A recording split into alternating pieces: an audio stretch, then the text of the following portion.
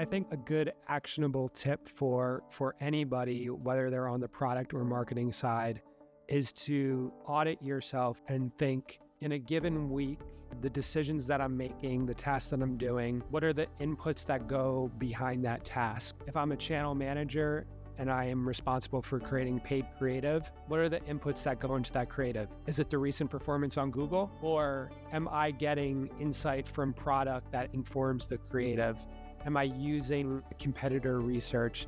Am I using different data points from the product team? And maybe similarly on the product team, when I'm making a decision about a feature to add, am I only looking at product research, what's happening in the funnel? Am I also taking inputs from response rates on different messaging ads and things like that? So for the synergy to happen, you're right, it's probably different in each organization. But if you're sitting within an organization, you can practice some self-awareness and say, am I using kind of a diversified set of inputs to make these decisions on a day-to-day basis?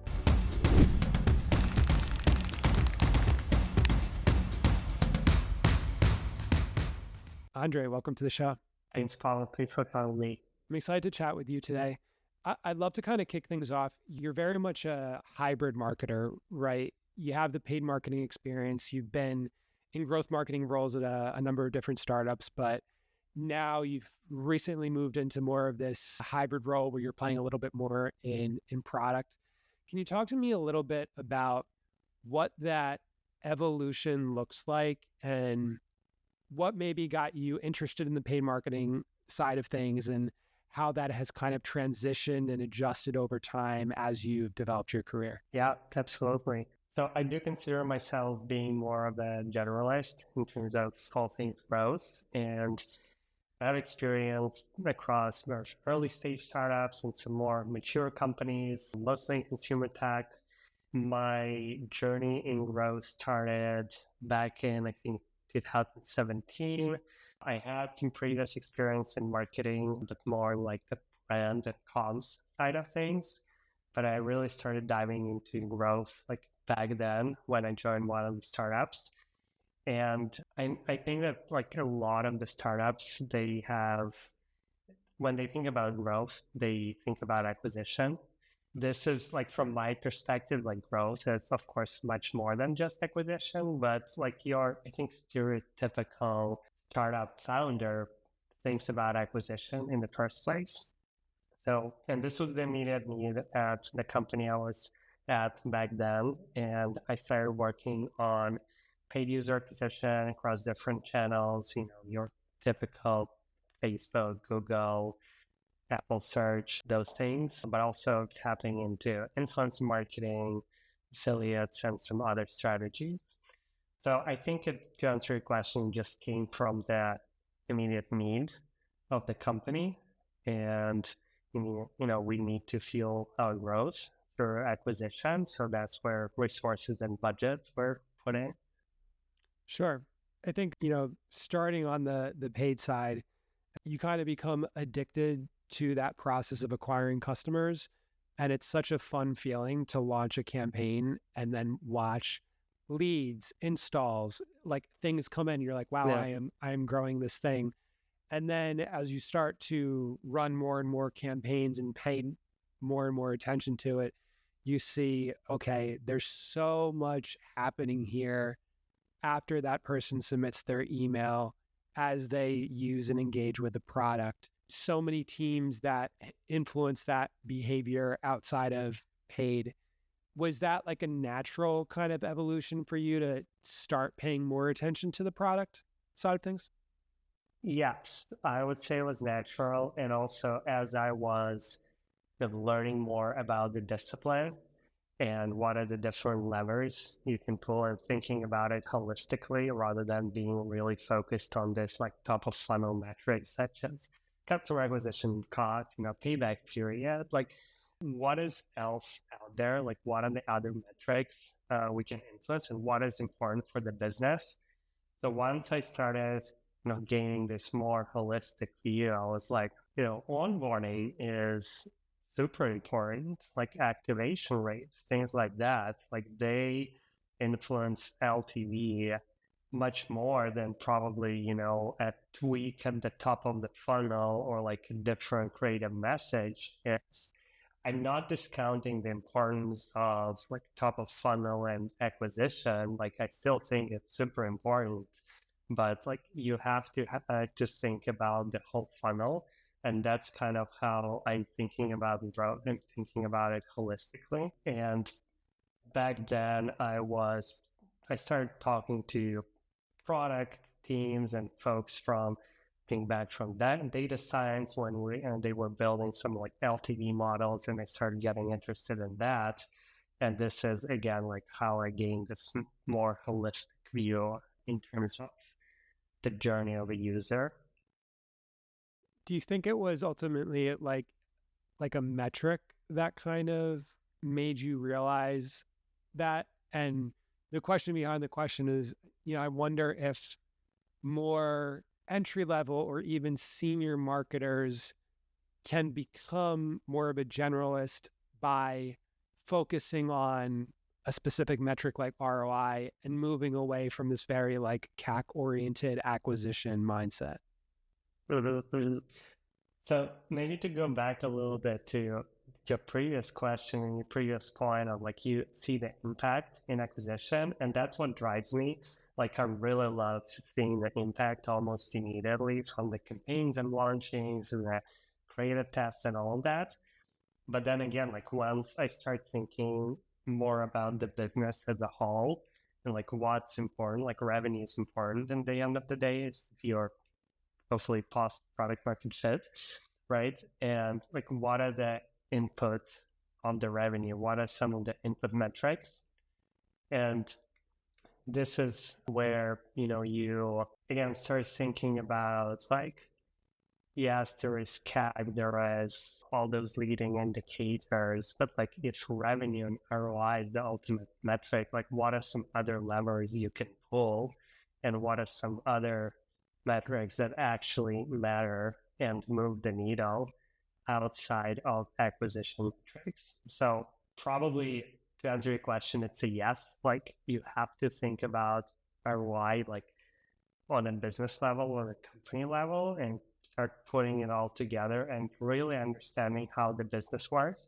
I think it's really easy to get caught up with like your day-to-day like optimization type of work and being focused only on like return on ad spend and payback period and kind of missing out on this broader picture. But if you want to grow and develop in this discipline, like you have to understand how the business works, how it makes money, like what are the different levers you can pull there.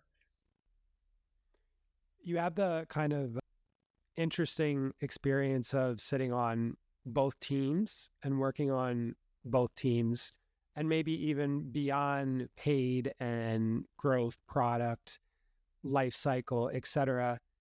I totally agree that having this kind of holistic perspective makes you a better whatever your job function is. Do you think that it is more of a pronounced problem in the paid marketing function, in the product function, in the life cycle function? Like, where are folks more siloed? Where are folks able to be more of a generalist? Or is it just kind of everybody?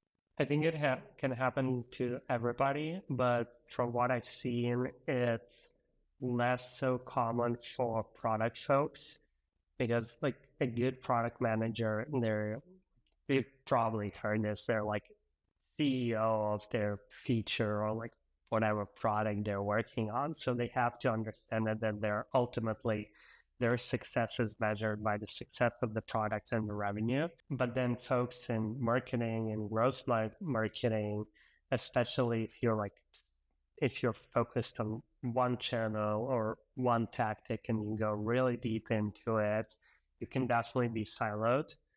And this also brings me to this topic of marketing versus product and where is this line that divides it and how do you bridge the gap between product and marketing.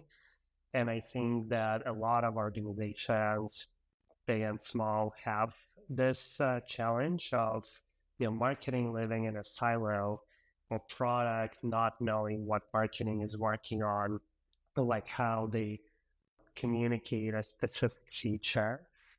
And I think this is super important to close this gap and be as close as possible. I don't think there is a one size fits all approach or the ideal team setup.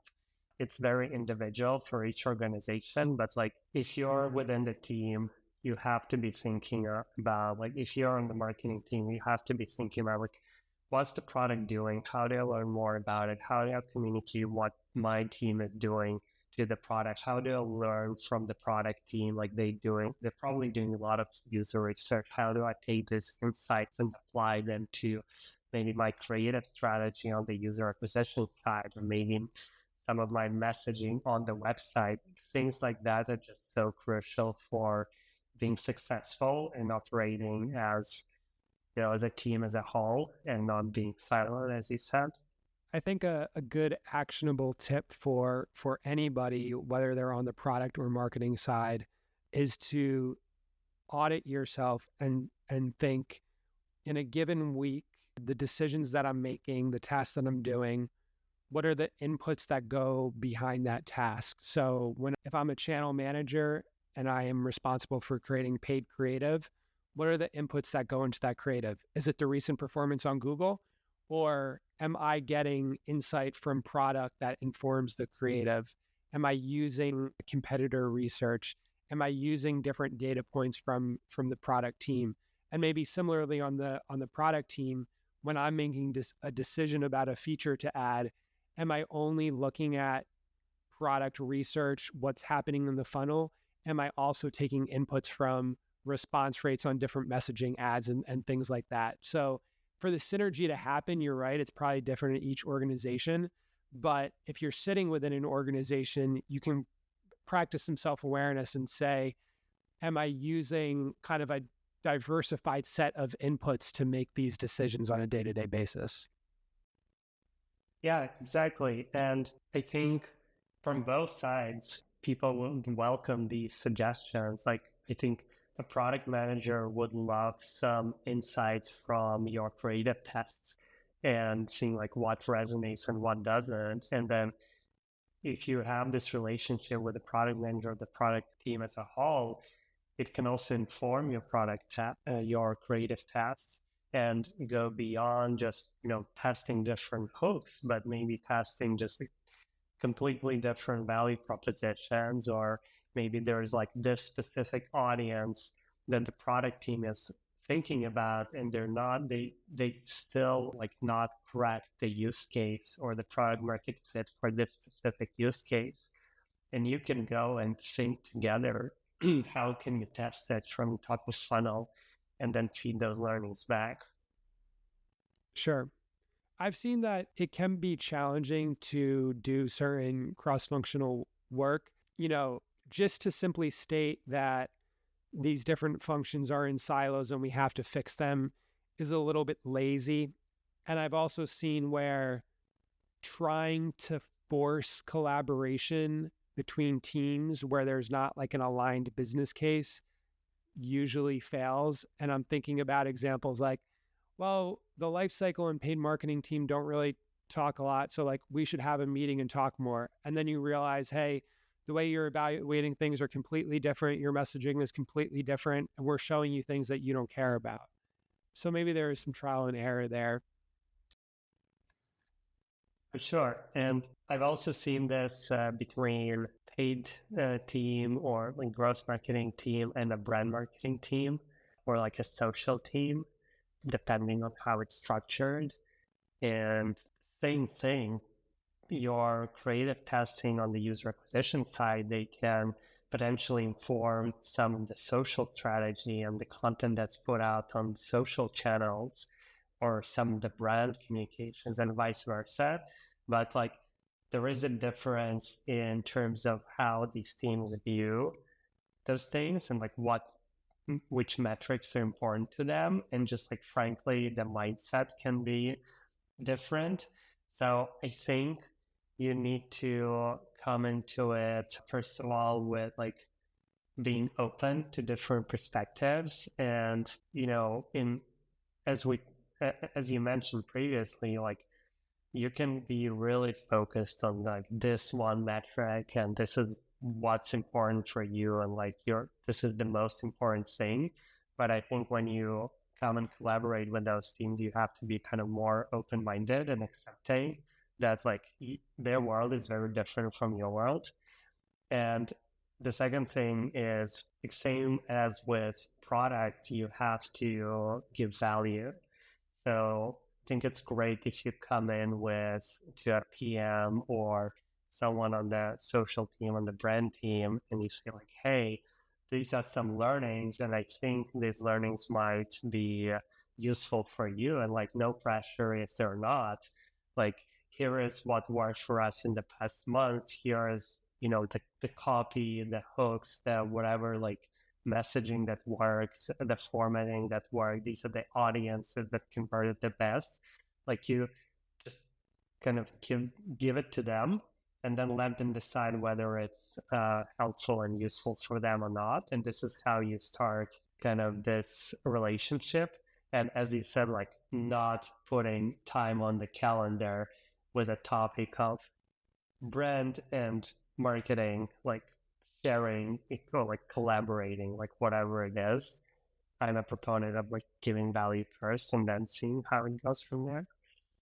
For sure. Yeah. And I mean that sharing can have a compounding effect over time where you see that teams are starting to just act more synergistically, being aware of what the other teams are working on, taking that into account, taking that into consideration.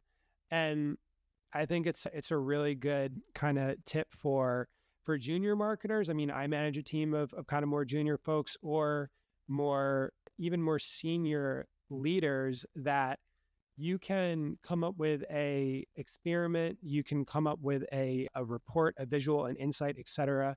And that data, that value is leveraged by the amount of people that can act on it. And so when you're getting an interesting insight on a piece of ad creative, it's so valuable if you share it with your paid marketing team. It's more valuable if you share it with paid and lifecycle. It's more valuable if you share it with the company. And so thinking about like insights and learnings as this thing that has leverage, I think is a nice framing for it. Yeah. And I will say that when you're thinking about like what to share, I don't think it's best to share just metrics and, here is the top performing creative in terms of spend or in terms of CTR, in terms of CPR, whatever metric there is. It's the most valuable is like the why behind it. Like, why is this the top performer? Like, what is the thing that worked? Like, how does it compare against the others? Not in terms of metric, but more in terms of like, in this hook, we started with the problem versus, highlighting our user persona, whatever it is.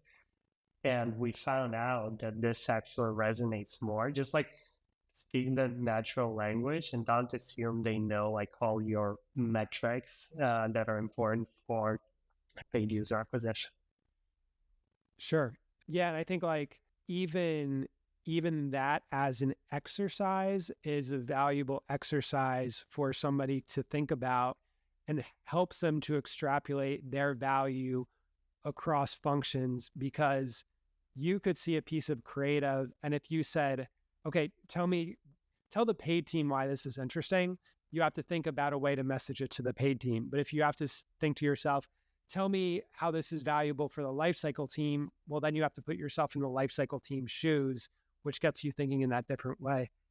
I want to talk about experimentation for a little bit because it's something that we're all doing. And, what I'm curious to get your feedback on as someone sits on the paid and the product side is how you think about kind of like an overarching a growth experimentation strategy where it's okay to have silos, where it's not. And the reason that I ask is that, at my company, I see that we have kind of paid budget experiments that we run. We have creative experiments that we run. The lifecycle team has email and kind of audio experiments they run. The product team has a whole bunch of things that sometimes have nothing to do with messaging and are more technical that they run. And that stuff can become quite siloed, but it also kind of relates to this conversation we're having around like what is valuable for everyone. And I wonder, like, at your current role at Hover in the past, how you've thought about kind of experimentation strategy more holistically across these different functions. Yeah, it's a big topic. I honestly haven't seen an experimentation program that would work across all the functions that you mentioned in one place. So it will probably be siloed unless you have, you're like early stage, a very tight-knit team that just runs experiments across the full funnel, which I've also seen before. But if you're at a large organization, like probably 50, 100 plus people, you will have those functions owning their own experimentation roadmap and prioritizing their experiments based on their OKRs, metrics that they want to move. And I think that, frankly, I think that's okay. But I will say that sharing the learnings from this experiment, this is what's super important. So once you, and let's talk about acquisition as one of the examples, and we'll use a simple example, like launching a new channel test, like you want to test Reddit, right? And you're doing it, you're maybe allocating whatever, like 5%, maybe even 10% in this given month, and you have like all your metrics for experiment plan, budget, etc., etc. In this case, you want to communicate what you're doing even before you launch that to the product team and the lifecycle team, because it's going to change the mix of the users, and it can potentially impact down the funnel metrics, and it can potentially impact activation rates and like email open rates and all of that. And there's been like many times when someone from product pings me and say like, hey, we noticed this drop in our onboarding conversion rate. Like, have you made any changes to your channel mix? Have you launched any experiments? And then there's been times when they might have assumed that, or they might not even ask, and this kind of got lost in translation. So you want to be proactive with these type of things. And then on the other hand, if there is an experiment on the lifecycle side with some email flows, push notifications, whatever it is, it can also impact your return on ad spend. And it might be hard to kind of pinpoint, especially if you're running many experiments simultaneously.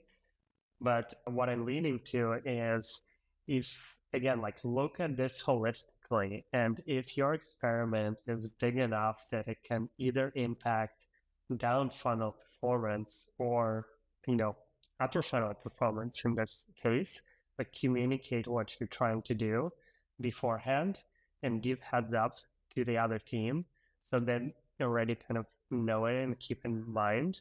And then once the experiment is finished, you want to share out learnings. I think that should be the default. And like sharing learnings is so important, because you cannot even know in some cases that like your experiment results might like spark some other idea or impact the lifecycle team is thinking about this sequence, this workflow. So I don't know if it's like a good enough answer. Again, I haven't seen like a holistic experiment program ran across all the functions, but the sharing piece is just crucial as I see it. Yeah, I think that sharing piece is where there needs to be some sort of, there's that usually happens at the executive level. And then I think that executives also have a responsibility to distribute down that knowledge accordingly. And that also becomes a challenge where the paid team, for example, runs an experiment and then shares it with the VP of growth marketing.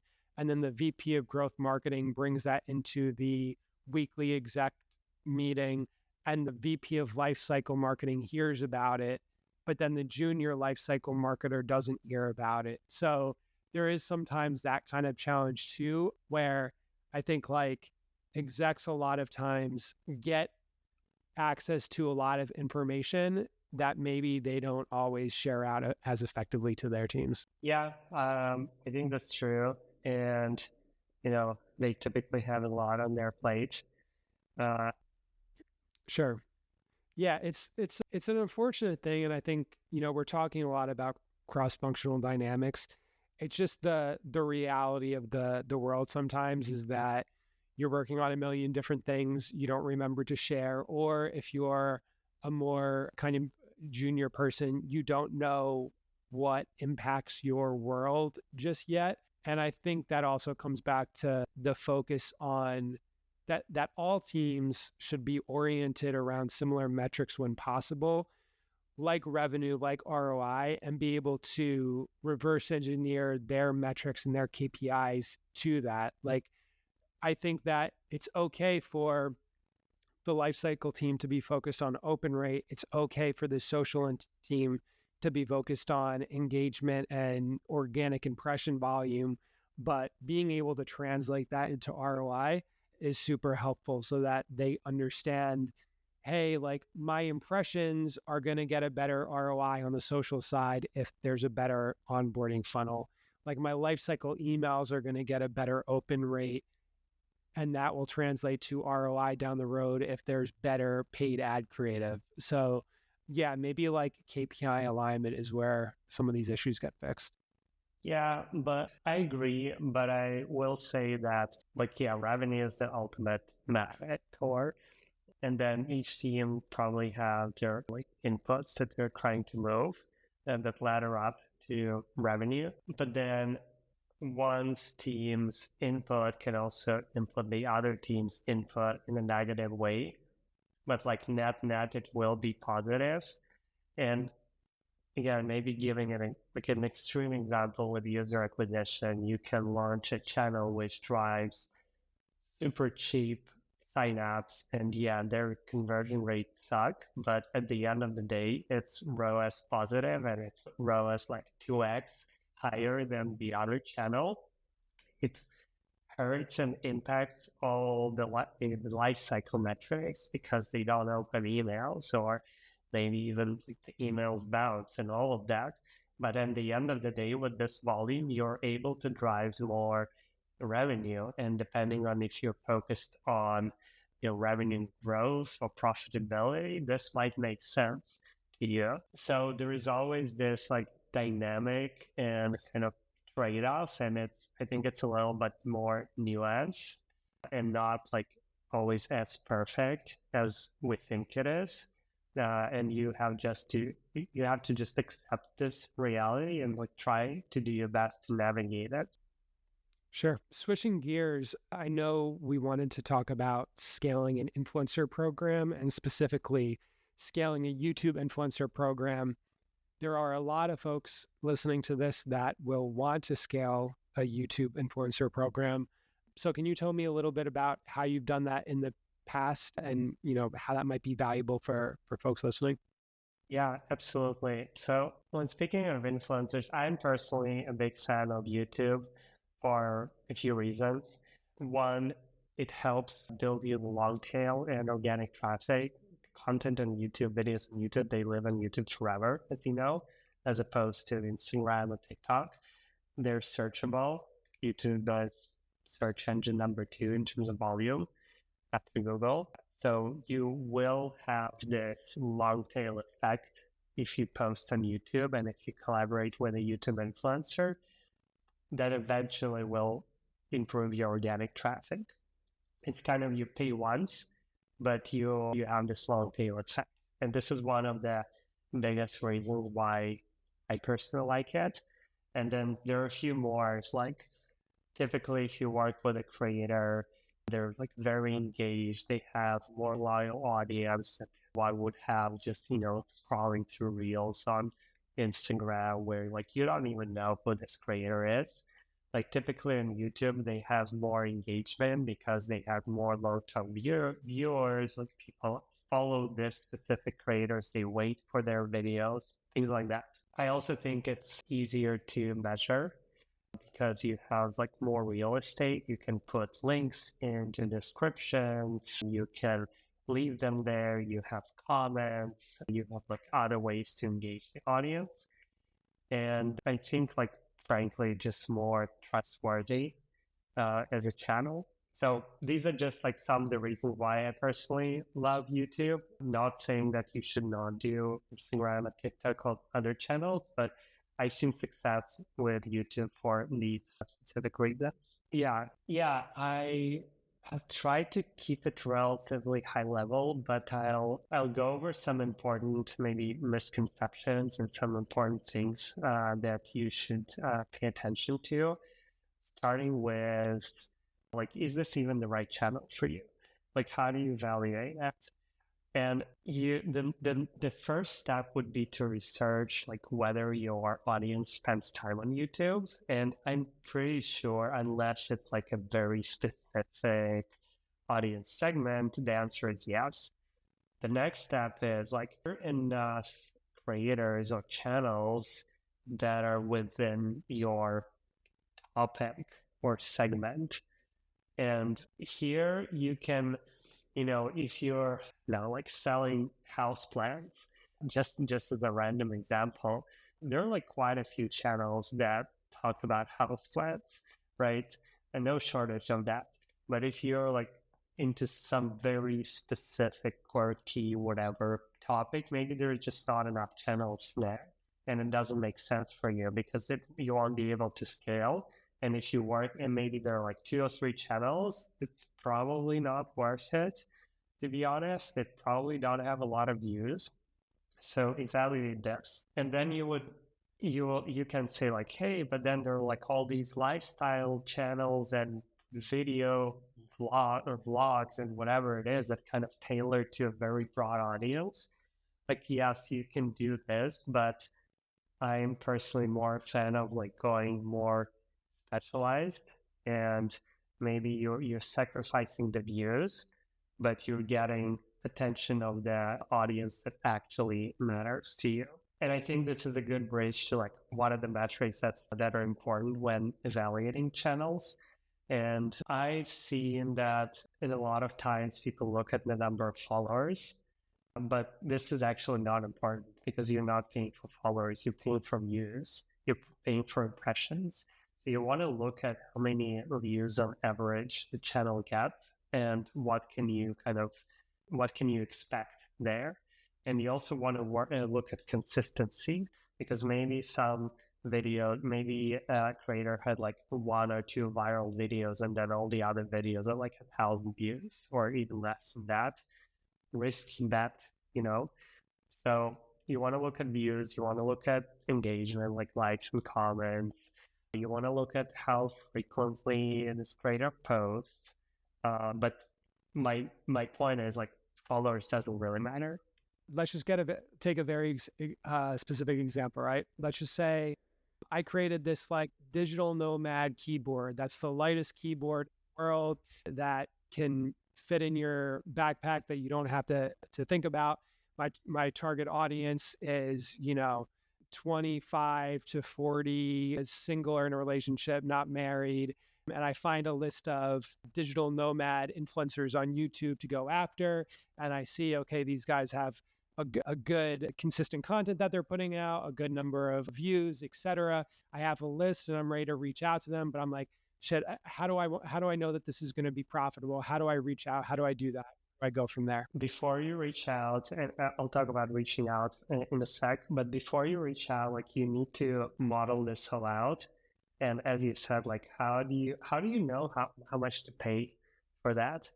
So you might want to go backwards from your customer acquisition cost and what makes sense for you.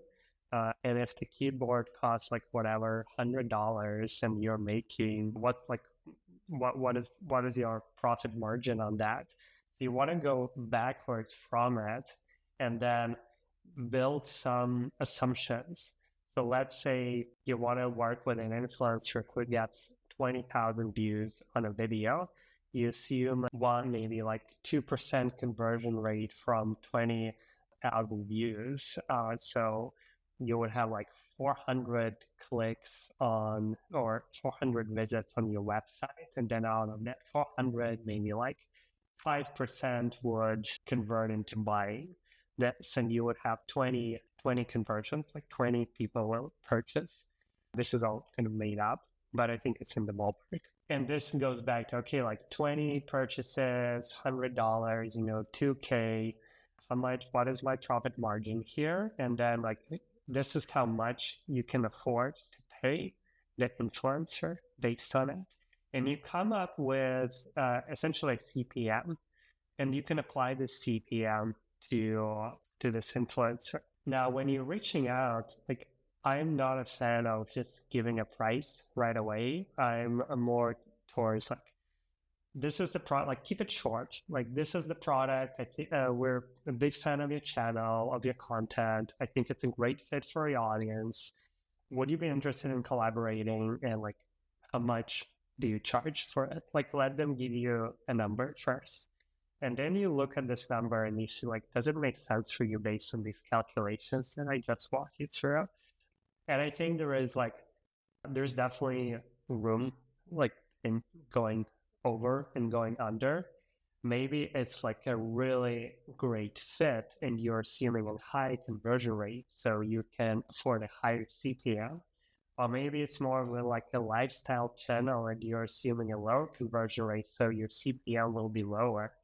And you're applying these like average views per video, and you figure it out your CPM based on the quote that the influencer gave you, and you just looking at the math and seeing if it financially makes sense for you.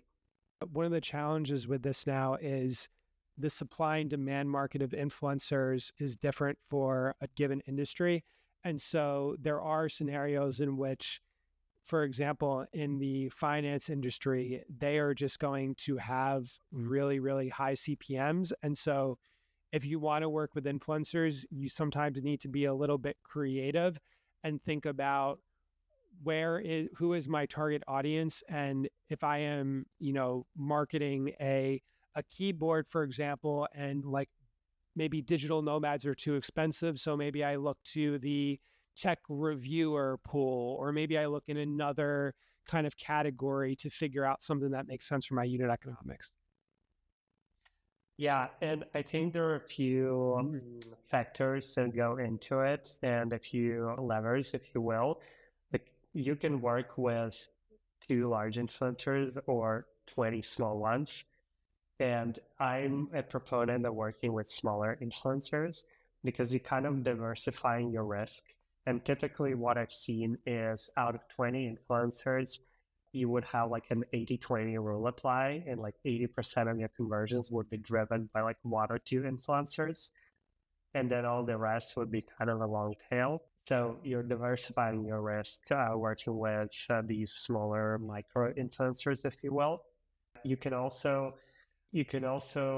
think about different formats. It can be kind of an full integration at the beginning of the video. It can be an integration in the middle of the video, the end of the video, and the price is different based on it. You can also maybe think of it like what I laid out in this calculation. This is like a very performance-driven approach, right? But you're also getting some brand awareness, some brand value, and you want to think of like, what is kind of the dollar amount that you can apply to it from that perspective. You can also think of, maybe they can give me licensing rights to use these assets, this video for some of my ads. And this is like a big factor. You're immediately saving on some of the UGC content that you'll be producing otherwise, and you're gaining more credibility in your ads when people see this influencer in your ads. So that's another fact. So I think there are like different ways of, yes, like it's expensive, but you can think about it and you can kind of mitigate this risk of being super expensive through these strategies. I love it. And I think, if you're a marketer that's listening to this and you're making that trade off between a lot of times it's going to be like a more upper funnel awareness based channel and you want to allocate some more budget to influencers. Well, now you kind of have an approach where you are starting with your ultimate KPI and then you are reverse engineering all of the other metrics to work your way back from there. Yeah, and I really like that. That's super valuable. I know we have a little bit of time left. I want to kind of finish up with some rapid fire, if you wouldn't mind. Sure, let's do it. Sweet. All right. First question. Favorite book all marketers should read? Contagious by John Berger. Yeah, I really love that book. I think it's very like I in general, I think that human psychology and human behavior is so important to the work we do as marketers, and it lays out in simple terms of like what is like why do some products go viral, and like what is it driven by, and this is more on the psychology level, so it helps you just understand it and put yourself in shoes of your customer essentially. Cool. What do marketers get wrong about product? And what do product folks get wrong about marketing? Marketers getting wrong about product is, I think marketers in many cases think that when a new product is built or like a new feature in the product is built, it's like a well-defined thing where like we gotta build exactly this thing and it's gonna work because because the product team did all the research and all the scoping and all of that, and we're putting so much time into building this feature. But in reality, it's kind of like each feature can be kind of like pre-product market fit startup. It cannot be a fit, and maybe they're not using the right messaging to describe it. Maybe it's not the right fit between the ICP and the value.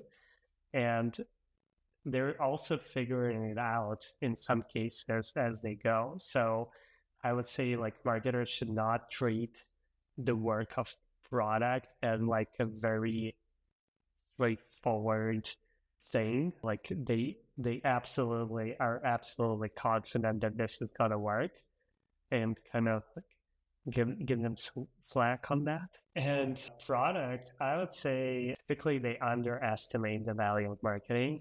And I'm not saying it because I'm more on the marketing side of things, but it's not like, build this thing and they will come, which is, you see it, but you also see that like this is not true.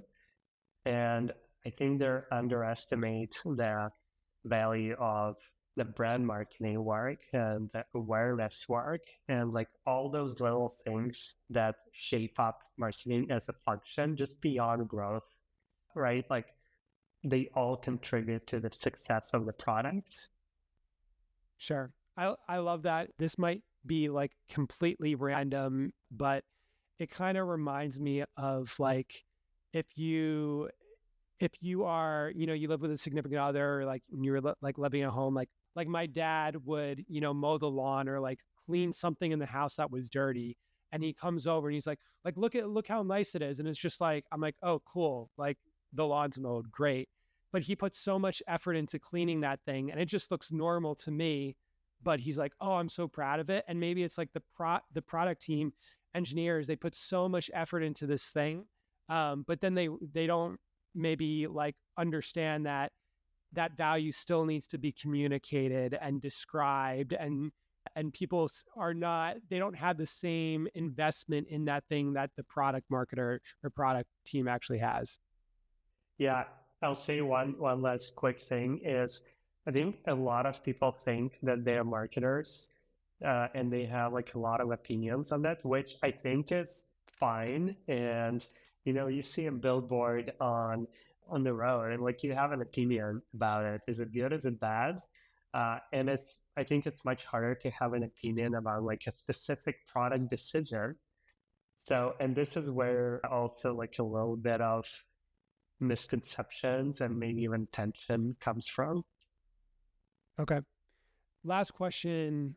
In July of 2025 today, what do you think is the most overhyped growth trend? It's probably controversial, but using AI for video creative production, especially for like UGC style type of videos, you can still obviously tell it's like not a real human. Even like I think there is this kind of uncanny valley thing, like it looks very real, but there is still like something that kind of itches you and you're not believing it's real.